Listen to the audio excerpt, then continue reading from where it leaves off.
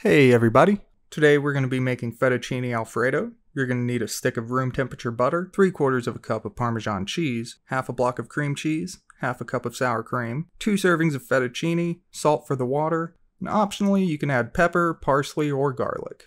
Alright, we're going to start by mixing all of the wet ingredients together: butter, the sour cream, the cream cheese, and if you're doing it, now is the time to add the dried parsley and chopped garlic.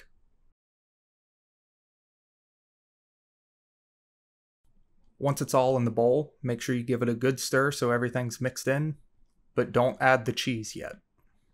Put the mixture in a saucepan and melt it on medium-low heat. Once the butter and cream cheese have liquefied, add in the Parmesan cheese and make sure you keep it stirring so the cheese doesn't burn.